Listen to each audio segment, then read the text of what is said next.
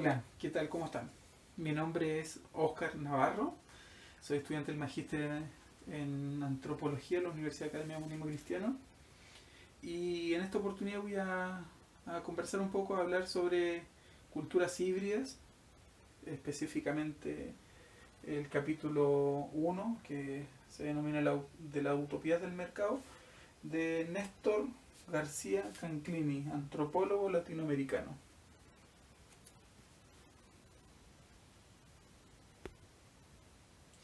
Ok, hablaré un poco el recorrido desde cómo el autor describe un poco la modernidad, cómo se hace el paso hasta los proyectos mucho más postmodernos, vinculados directamente o vinculados principalmente hacia el concepto de la cultura híbrida, el mercado, cómo está eh, encapsulando o atrapando de alguna u otra manera el arte. Entonces ese es nuestro tema hoy en día, vamos a hacer ese recorrido del arte. Ok, partimos entonces con, para el autor, ¿qué significa ser moderno? ¿Sí? ¿Qué significa ser moderno? Para comprender la modernidad, García Canclini habla de cuatro proyectos: el proyecto emancipador, el expansivo, el renovador y el democratizador. En el caso del primero, que es el proyecto emancipador, como podemos ver acá, eh, dice que la modernidad, para generar una evolución en la sociedad en términos de la negación de lo previo, de lo primitivo, de lo premoderno, da cuenta que tiene que haber una secularización de los campos culturales, donde se da protagonismo al individualismo. Es el individuo el que ya importa, ¿ya? En el caso del proyecto expansivo, la idea es extender el conocimiento y la producción y consumo. O sea, si se extiende el conocimiento, se extienden nuevas formas de producir y al mismo tiempo nuevas formas de consumir.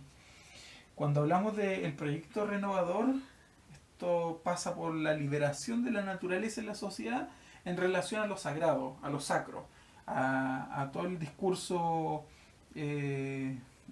más, podríamos decir, dominante respecto a lo sagrado. Liberarse de eso es renovar también. Y esa renovación como idea, como proyecto moderno, es lo que sostiene un poco a la modernidad. Y por último, el proyecto democratizador, que la modernidad, para ser un proyecto sólido, tiene que enfocarse en la educación, la difusión del arte y los saberes especializados. ¿Por qué democratizador también? Porque ya no debería ser eh, el foco central o quienes tienen acceso a la élite, sino que debería ser una especie de equidad respecto a la educación, a la difusión del arte, que el arte debería expandirse, no ser conservado en algunos espacios, encapsulado en algunos lugares, que vamos a ir revisando después. Y los saberes especializados tienen directa relación también con el tema del conocimiento que habíamos hablado previamente. ¿Por qué? Porque empiezan a destacar cómo surgen o cómo eh, sí, cómo surge la vanguardia respecto a un saber específico. Entonces, ya se habla eh, de elementos como la ciencia introduce ciertos saberes en cierta disciplina y eso genera mucho más conocimiento rico. Cuando hablamos de estos cuatro proyectos de la modernidad, el autor de alguna u otra manera da cuenta de que hay una contradicción, hay un conflicto donde el desencuentro ocurrió entre la estética moderna y la dinámica socioeconómica del desarrollo artístico empieza a verse tensionado. Quiere decir esto que eh, la estética moderna tiene una propuesta, promueve un tipo de estructura del arte, un tipo de comprensión del arte, pero al mismo tiempo lo socioeconómico o esta dinámica de mercado que después la vamos a comprender así, empieza a tensionar un poco esta estética, empieza a llevarse a esa estructura estética, se la empieza a arrastrar, ¿sí? Por lo que el desarrollo artístico se ve directamente involucrado en lo socioeconómico, ¿sí?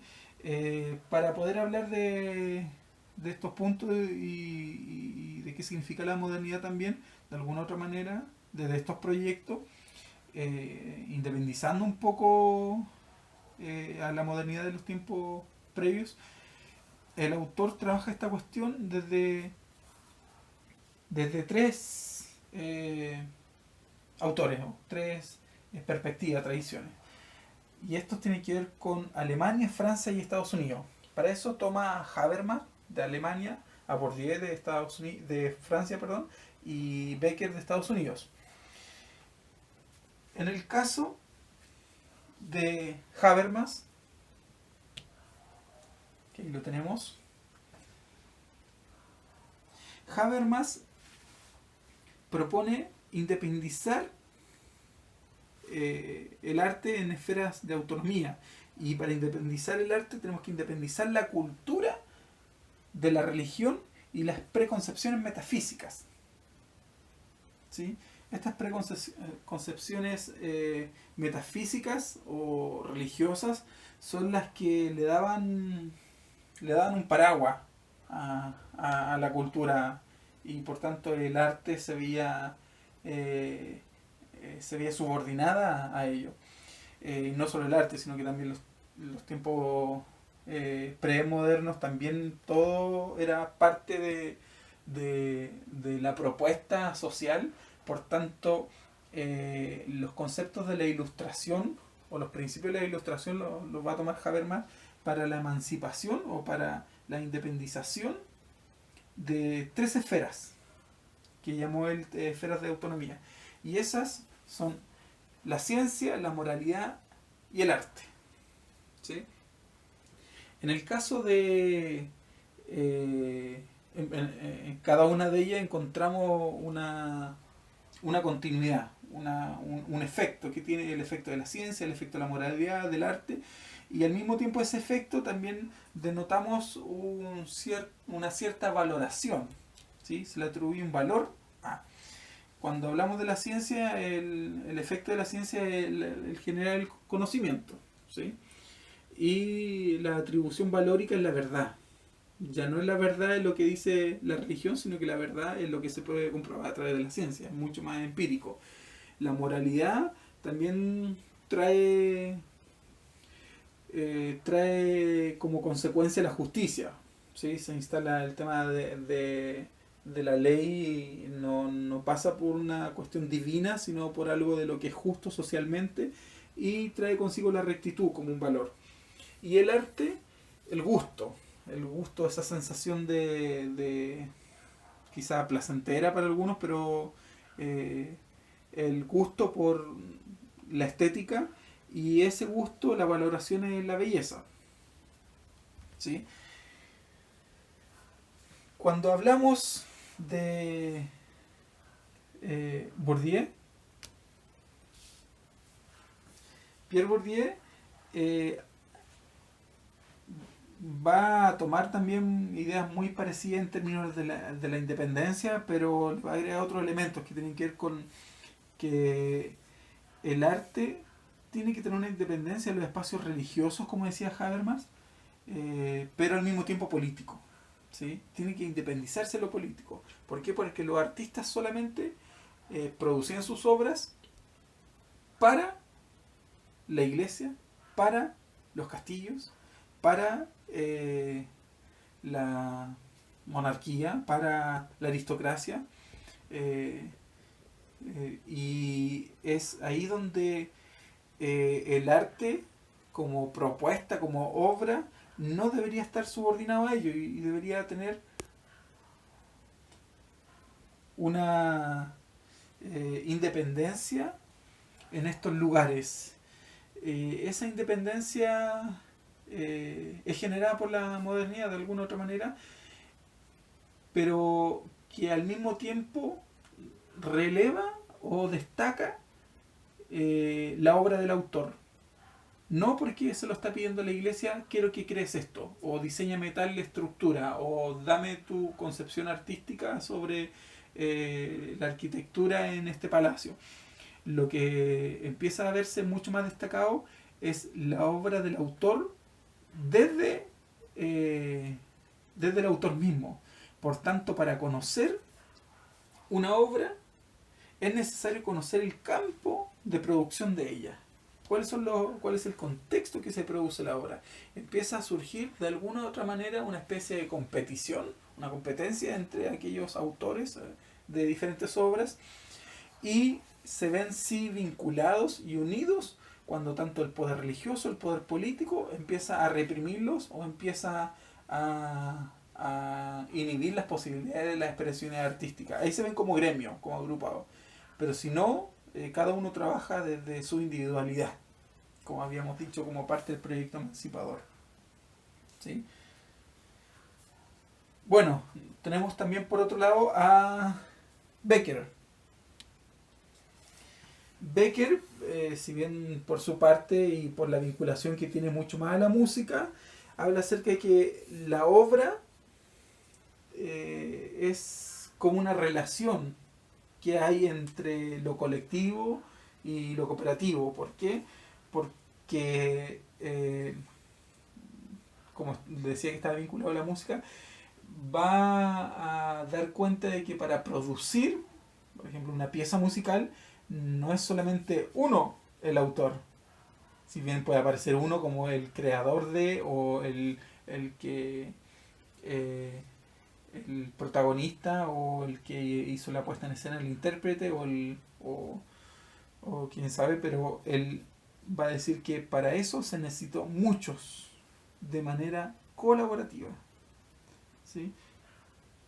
Por eso lo toma como lo cooperativo, y que fueran muchos en lo colectivo. O sea, en una, por ejemplo, eh, en una composición de jazz necesitamos trompetistas, necesitamos violinistas, necesitamos cello, necesitamos cajas, y así hay muchos instrumentos y muchos artistas que participan en eso. Cada uno de ellos compite por estar en ese lugar. Por tanto, lo trata de hacer a la perfección y destacar en eso. Y para eso existen también los solos. A veces aparecen un solo mostrándose principalmente un instrumento musical o a un artista destacado del conjunto, y ese solo permite que haya una competición mucho más clara, más notoria. Pero en conjunto tienen que construir una pieza, una obra. Por lo que el, el personaje siempre va a estar compitiendo con los demás en la construcción de la obra. Y por eso se habla de que hay una competencia de alguna otra manera condicionada. O sea, al mismo tiempo que una autonomía condicionada, una competencia condicionada, porque sí o sí son los condicionamientos económicos los que me llevan a competir, por destacar. ¿Sí?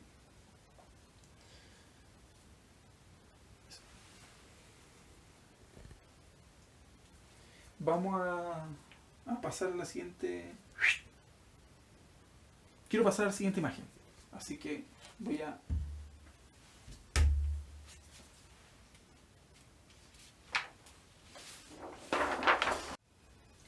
Continuamos. Habíamos hablado de Habermas, de Bourdieu y Becker, para dar cuenta un poco de cómo eh, va siendo más dinámico el concepto del arte y la modernidad. Es importante también mencionar de que aparecen los rituales de innovación en la modernidad, y el contexto, en este contexto, los artistas dejaron de contribuir a la burguesía por esta relación un poco más distante que empezaron a tomar, como había dicho anteriormente. Como estábamos hablando de Becker, de Habermas y de Bourdieu, respecto a esta emancipación que está teniendo la modernidad, un poco de aquello más conservador, surgen en el arte también los rituales de innovación. Y sabemos ya que el contexto es que los artistas dejaron de contribuir a la burguesía porque se empezaron a distanciar un poco de la industria y de la vida urbana. Empezaron a ensimismarse, empezaron a velar más por la vida del artista, por ellos mismos, y se releva la estética más que lo social. Entonces ya empieza a aparecer el concepto de lo estético, de lo bello, como también mostrábamos hace un ratito, que la relevancia de la estética del arte pasa por el gusto y la valoración en la belleza. Pero la belleza no es funcional en el arte, no tiene una funcionalidad. Es por eso que aquí pusimos una frase bien característica que aparece en el texto, en el capítulo. Dice, nada es más bello que lo que no sirve para nada. Eso es sublime para notar un poco que el arte no es funcional, sino que es estético. ¿Sí? Y relevar la estética más allá de lo social da cuenta de esto, da cuenta del desarrollo del artista a lo largo del tiempo. Pero pasa que ese desarrollo empezó también a verse un poco cuestionado, empezó a verse preguntado a lo largo de la historia del arte. ¿Qué pasa también con la responsabilidad social? ¿Qué pasa con la responsabilidad colectiva, lo ético?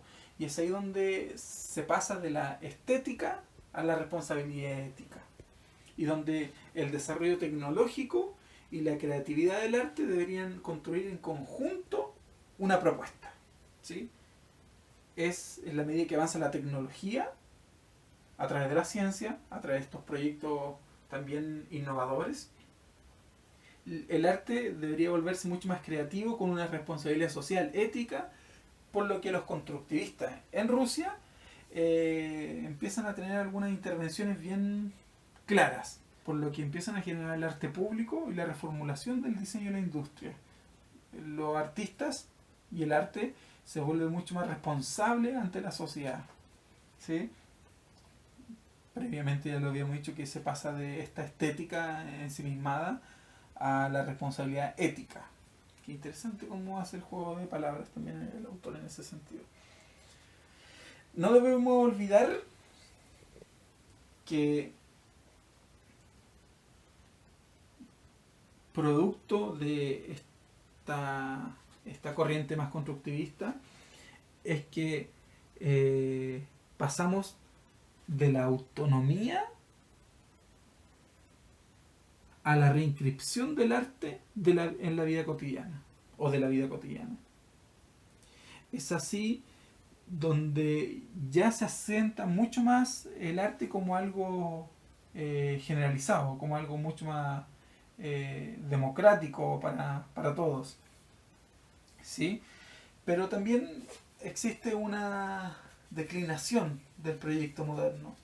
Si el proyecto moderno tiene que ver de alguna u otra manera con lo innovador, pero esta especie de vanguardia lo va acelerando, lo va sobrepasando al proyecto moderno. Y es ahí donde se examinan los ritos como una cuestión casi ya más minuciosa de por qué se está haciendo eso que se está haciendo, por qué el artista tiene ciertos ritos, pero muchos de esos ritos no tienen a la base un mito que los sostiene. Entonces parecieran ser vacíos, inocuos, donde no hay un precepto, sino que surge a partir de esa espontaneidad de lo estético. Y al mismo tiempo, parte de esta declinación del proyecto moderno tiene que ver con las formas frívolas de estas ritualidades en el arte. Estas formas frívolas dan cuenta un poco de que la competencia, que si bien empezó a aparecer con la demarcación de lo sagrado y lo político, o de lo religioso y lo político, se acentúa mucho más. en dos ideas que menciona el autor. Uno es la entrega de premios y las consagraciones académicas. Los autores de diferentes obras empiezan a competir entre sí para obtener diferentes premios, y es el premio el que lo determina el autor en su capacidad artística, ¿sí? O en su expresión artística. Pensemos también que hay un giro o la concepción del rito que toma García Canclini no es tan sesgada o tan cerrada como las prácticas de la reproducción de lo social. Entonces hace un cambio en la teoría del rito y nota que no solo hay que comprender el rito como práctica de reproducción social, sino también pasar de lo estático a lo dinámico. Esto quiere decir que el rito no debería encapsular una estructura social, sino que debería darle vida a lo social, ir estando en movimiento lo social. Entonces, la tendencia del arte no es a encerrarse en sí misma, sino a abrirse a otras posibles expresiones de arte, a otras posibles expresiones de, de lo estético también. Entonces, de lo estático, gracias a lo estético, pasa a lo dinámico, ¿sí? Ahora recordemos que de alguna otra manera todas estas expresiones que se van dando cuenta en los tiempos más modernos o en la actualidad, toda esta historia del arte se ven condensadas en, en lugares físicos, lugares específicos que se denominan museos. Esos museos también contienen cierta ritualidad, contienen cierta solemnidad. Algunos museos como que necesitan una concepción o necesitan una preparación para algunos de ir a un museo, pero uno puede ir a un museo por ser un turista o por visitarlo como cualquier otro, como que está viendo algo que nunca ha visto en su vida, pero aquellos que conocen los museos y conocen el sentido que tiene el museo en la conservación de diferentes obras, conciben el museo como un templo laico. Y es paradojal porque de lo que se está desmarcando el arte, por ejemplo, o la modernidad, es de aquellos preceptos mucho más religiosos a quienes acusaban, y al mismo tiempo genera templos laicos que le llamamos museo. Entonces es interesante mirarlo desde ese punto de vista también. Vamos a pasar a la siguiente imagen, ¿sí? Así que voy a sacar.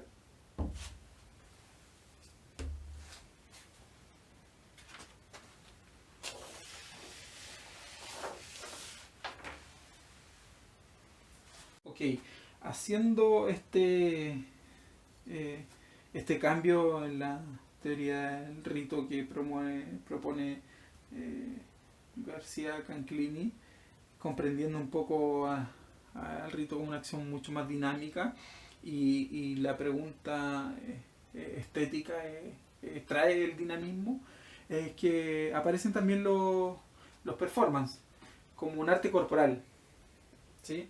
Y este arte corporal es la experiencia estética en la que tiene lugar en el arte corporal. Esa experiencia estética da cuenta del mundo ya más interno que el artista quiere expresar a través de su obra, ¿sí? En ese sentido, los nuevos medios ceremoniales representan solo al narcisismo orgánico, a lo más primitivo del ser humano. Como que el ser humano, a través de las obras, el artista saca lo que estaba dentro suyo, pero para destacar también quién es él. Es como una especie de reconocimiento de que soy yo, aquí vengo yo, esto es lo mío, y empieza a verse muy, muy relevado una actitud mucho más narcisista. Y esa actitud narcisista también tiene que ver con la competitividad en el mundo artístico. Recordemos que eso aparece, o esa forma de centrarse en el sí mismo, que aparece solamente porque no hay discursos ni relatos totalizadores, que son aquellos que venían siendo renegados, como mencionamos desde el principio, por la iglesia, por la política. ¿Sí? Permite también un poco la experiencia estética que se disuelva la autonomía en la búsqueda de la emancipación expresiva de los sujetos. Quiero decir con esto que a través de la estética y de la performance, por ejemplo, el artista está renovándose, está emancipándose, ¿sí? Pero no se puede ver sino atrapado una vez más por las lógicas de mercado, sino que necesita, además de expresarse, generar una performance, que esa performance tenga un público, que alguien la disfrute o que alguien pague por eso, ¿sí? Por lo que la obra en sí mismo es un rito, ¿sí? Bueno, está el surgimiento prontamente de todos los artistas postmodernos en ese sentido, ¿sí? Y estos nuevos medios ceremoniales, como mencionábamos, que tiene que ver con el protagonismo del artista, con el narcisismo que brota desde la entraña, por eso le llaman narcisismo orgánico, es aquí donde se generan nuevos rituales de egreso, ¿sí? El sentido de fuga, por un lado, que es como salir de sí, como es la expresión así, sacando afuera lo que está dentro del ser artista. Y otro elemento que habla acerca de un ritual de egreso es que se tiene que salir constantemente de la historia del arte para estar en la historia del arte. Quiere decir que hay una especie de negación de sí mismo o una antítesis del proyecto del arte, de cada artista, de cada obra, una negación de sí mismo para una reconstrucción de su persona o su personaje como artista y sus obras. Pareciera ser paradojal, pero tiene que ver puramente con la experiencia estética, con la performance, con que es el otro, el público, el que está denunciando y demandando que el arte se ha vuelto muy estática y no dinámica, como decíamos delante.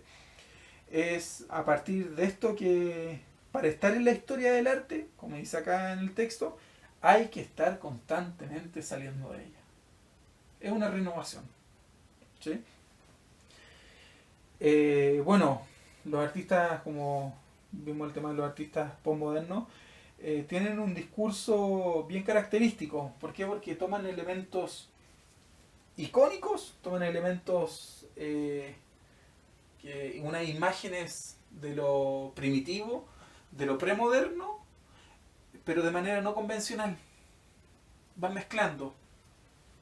Y aquí es donde se nota ya extremadamente la aparición de obras y artistas mucho más híbridos, ¿sí?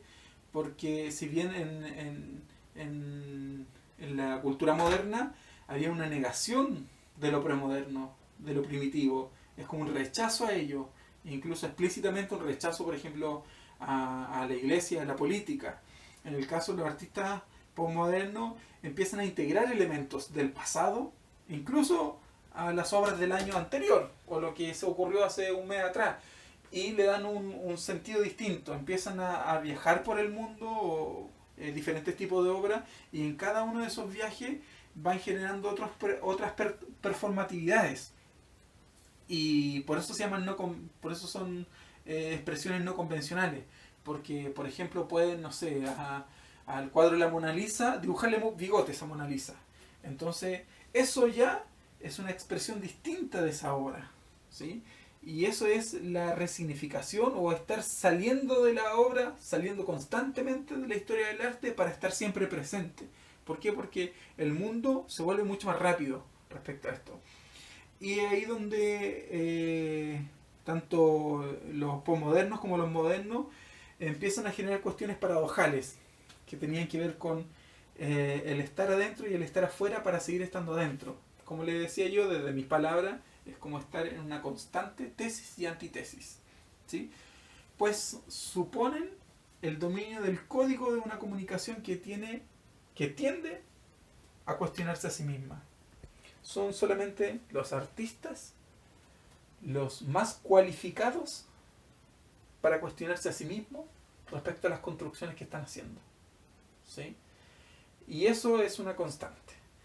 Pero si lo analizamos desde la utopía del mercado, por supuesto, es que todo este recorrido que ha tenido el proyecto moderno a través del arte y después lo postmoderno pasa directamente por la misma demanda de el mercado, la misma demanda de lo colectivo, la misma demanda incluso del adinerado, del que es pudiente, de la élite que dice esto yo lo pago.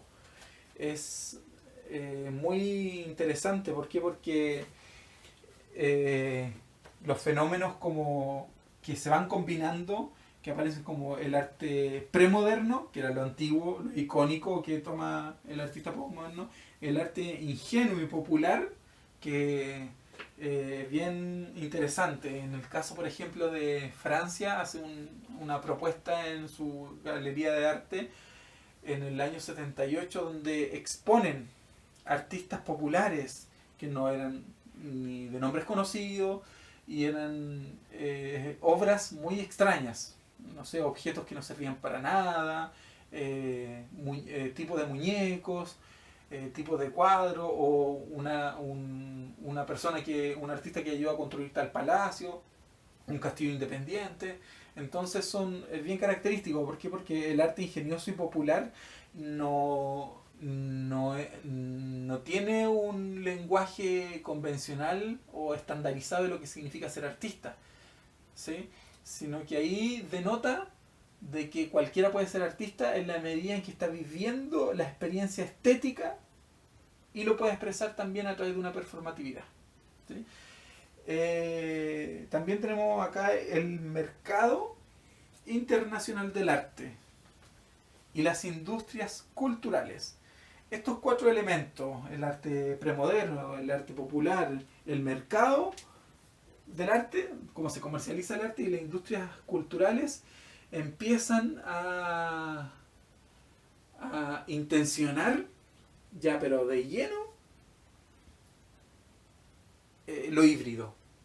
Como el arte sí o sí ya no es una cuestión dogmática, estructurada, como mencionamos en el caso del rito, con la finalidad de reproducir una forma de ser en la sociedad, una forma de ser en el mundo del arte, sino que ya empiezan a introducirse muchos elementos que son permeables. O sea, ya el arte en sí ya tiene una permeabilidad respecto a todas las dimensiones de lo humano. Quisiera para eso, para hacer un poco una lectura más interesante sobre estas fusiones o no sé si será la palabra más adecuada, pero esta hibridación, quería mostrar algunos artistas y obras que tengo aquí en mi mano y las voy a ir poniendo y comentando un poquitito acerca de esto y el contexto y cómo es que existe una vinculación muy muy muy muy estrecha y ya diría casi difícil de sacar o de sí, yo diría que es difícil de apartar ya porque es parte del mismo proceso y la historia del arte en torno a lo económico, en torno al mercado y el concepto más acuñador de García Canclini que tiene que ver con lo híbrido. Traje algunos personajes. Acá tenemos a Piero Manzoni.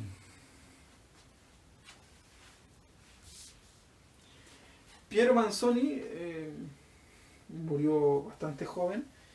Sus obras son bien características respecto a la propuesta que tenía él como artista. Él decía italiano, él decía el artista es artista en sí mismo. Por tanto, todo lo que produce el artista es arte. Todo lo que tiene que ver con el artista es arte. Todo lo que tiene el artista es arte.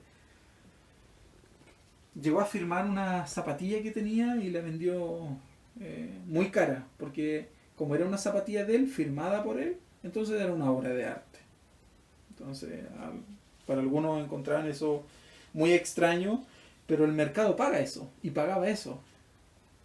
Entonces, si pudo pagar eso, ¿qué me cuentan sobre una de sus grandes obras que tiene que ver con mierda de artista?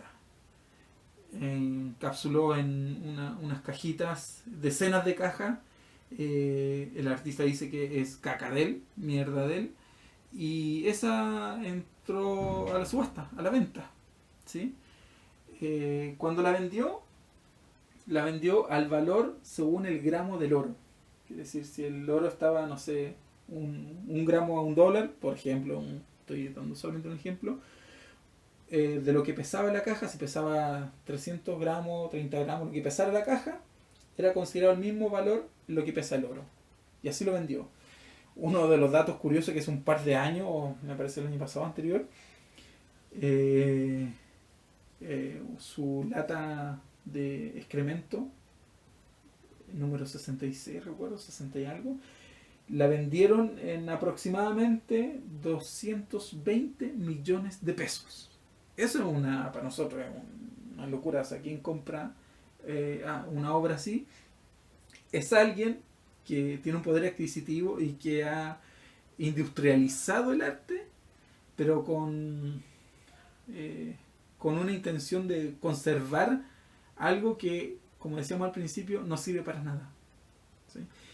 Es interesante también porque denota un poco de que el arte aparece como un comercio súper legítimo y yo diría que incluso más poderoso que tener tierras, tener haciendas, tener terrenos, tener casas, porque cada pieza de arte siempre, siempre, siempre va a valer más, siempre tiene un mayor precio, por eso siempre se paga más. Estoy mencionando las que ya se venden, las que ya se comercializan.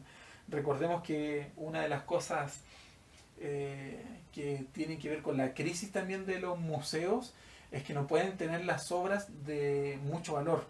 Los museos no las contienen. ¿Por qué? Porque no pueden comprarlas primero, no pueden comprar una pieza, por ejemplo, de Picasso, no pueden comprarlo porque dejaría en bancarrota al museo. No tiene todo el dinero para comprar eso, por una parte, y por otra parte, no tiene cómo cubrir un seguro para el cuidado de esa obra. Entonces se ve atrapado el museo y se ve postergado, y el único que tiene acceso a eso es el pudiente, es la élite. Por tanto, es un bien de consumo extremadamente caro consumir arte.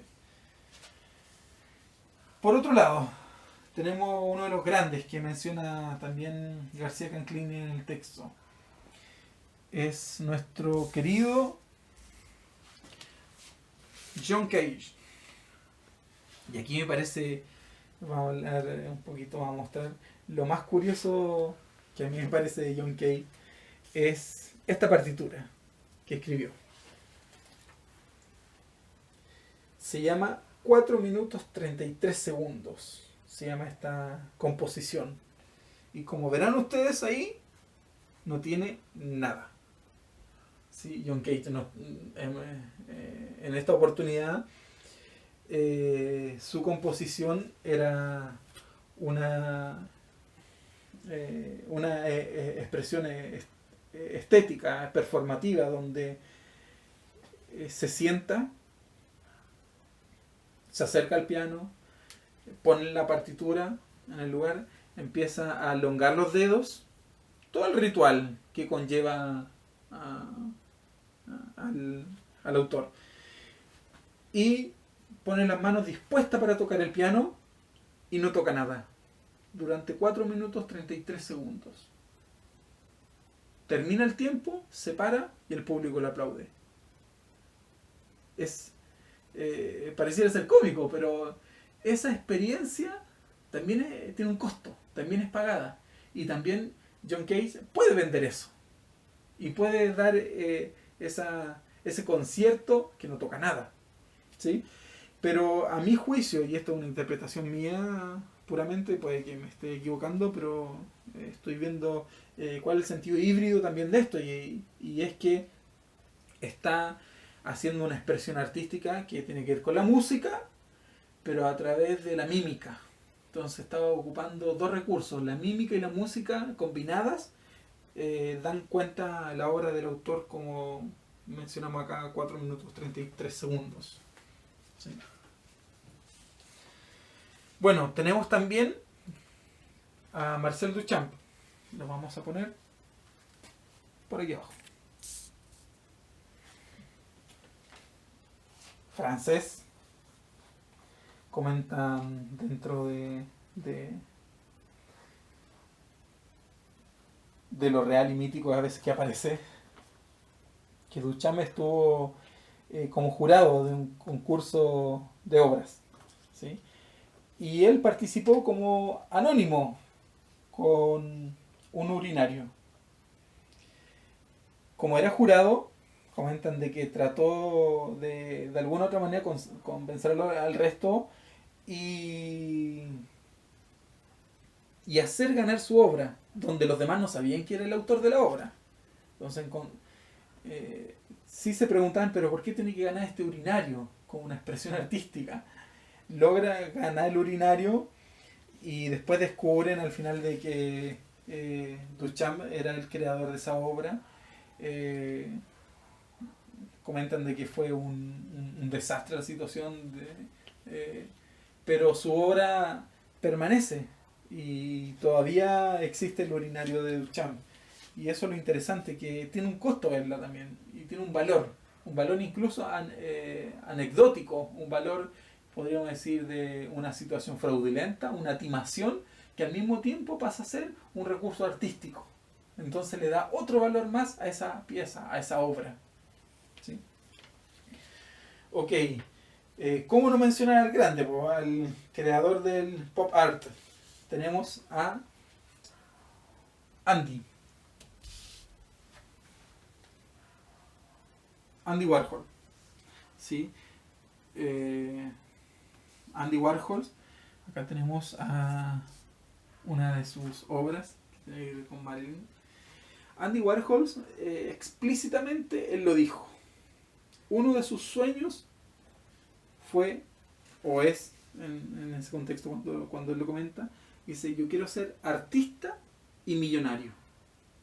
Entonces logra combinar estas dos ideas, de los artistas a los millonarios. Sus expresiones artísticas y sus obras son todas híbridas y al mismo tiempo es el reflejo puro de que el arte es un bien de consumo, es un bien comercial, es un bien donde para él estaba clarísimo eso. Cuando se lo preguntan qué es lo que quería hacer cuando grande, él dice quiero ser artista y quiero ser millonario.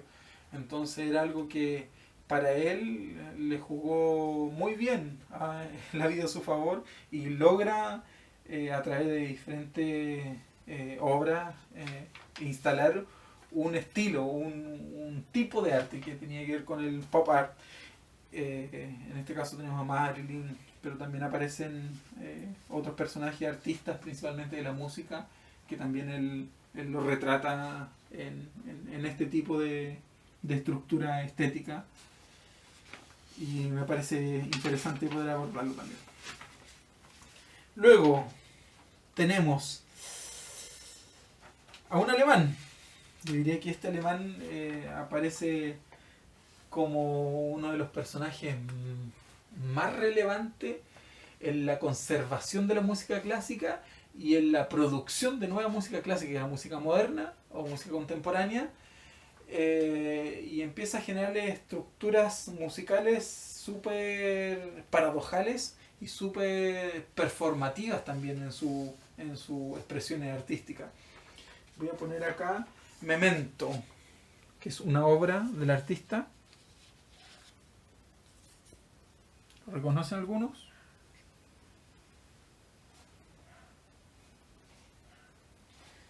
Stockhausen se llama el alemán, o sea, la apellido el alemán.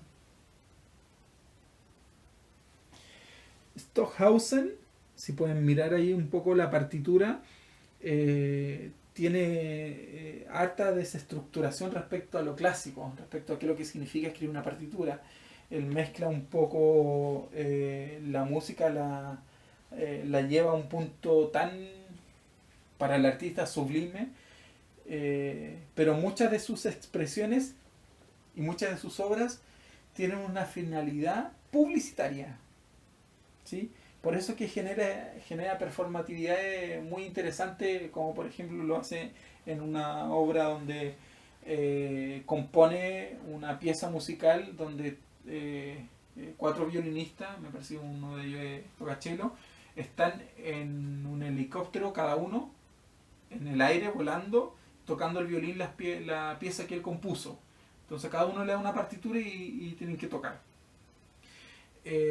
Fusionado un poco con el sonido de la hélice, el viento, el helicóptero, el movimiento, los helicópteros, una especie de danza que están teniendo en el aire y, y esta pieza o esta obra era una experiencia, como lo dije, performativa, pero publicitaria. Y es muy caro este autor también, es muy caro. Está muy vinculado también a la física, a la experimentación un poco de los sonidos, y eso es lo que le permite a él también generar un nuevo tipo de partitura o creaciones mucho más vanguardistas en el arte, desde lo clásico a lo moderno y lo contemporáneo. ¿Sí? Stockhausen. Y luego tenemos, por otra parte,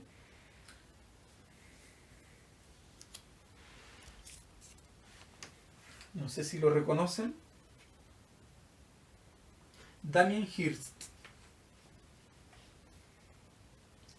Icónico, sobre todo esta calavera, porque es una calavera que él construyó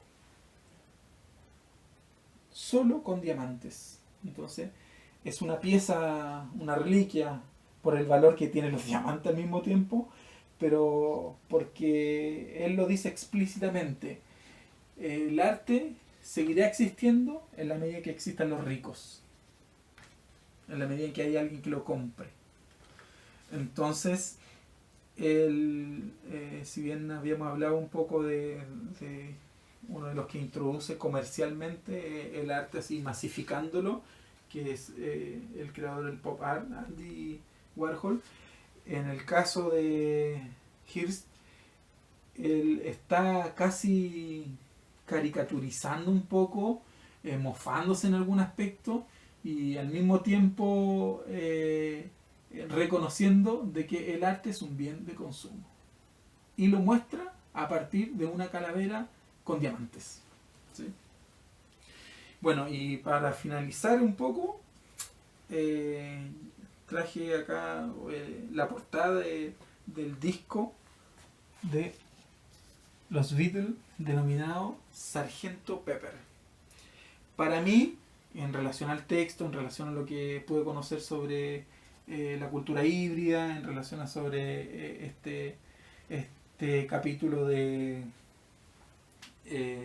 la utopía del mercado, me parece que quien más condensa esto, quien más da cuenta de todos los elementos históricos que se ha vivido a través del arte en cuestiones mucho más estéticas, mucho más vanguardistas, performativas, lucrativas también al mismo tiempo, son los Beatles. Y en esta portada particularmente nos encontramos con una cultura híbrida pero completamente abierta, donde vemos por una parte acá a los antiguos Beatles, vemos como ingleses, ordenaditos, arreglados un poco en la formalidad, como ellos llegan a ser, y a la derecha en lo que están en ese momento, a lo que han llegado.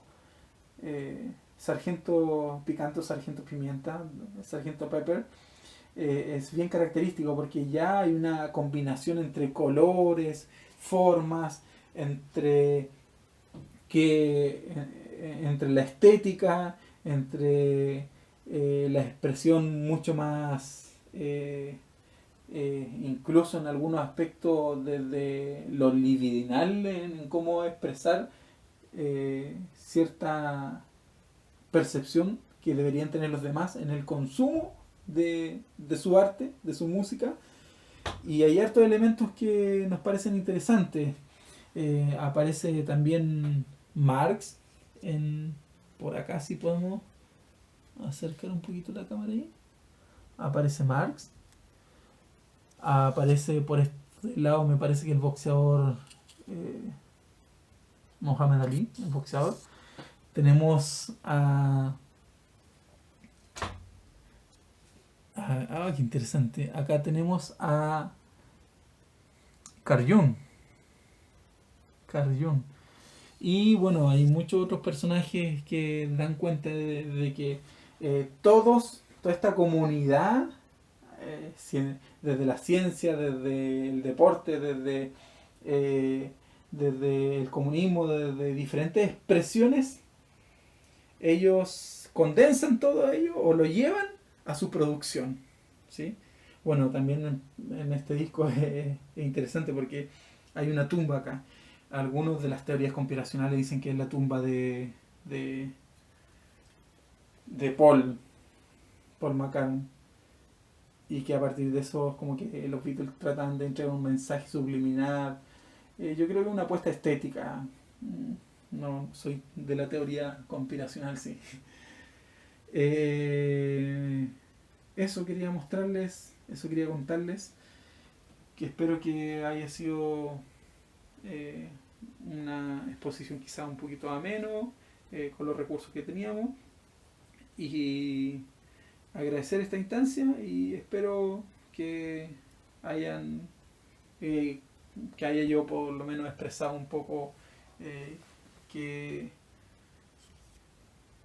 que expresa la autora a través de Culturas Híbridas y específicamente con la utopía del mercado, haciendo este recorrido del arte, la modernidad, la posmodernidad, la performatividad, el consumo y eso. Muchas gracias. Adiós.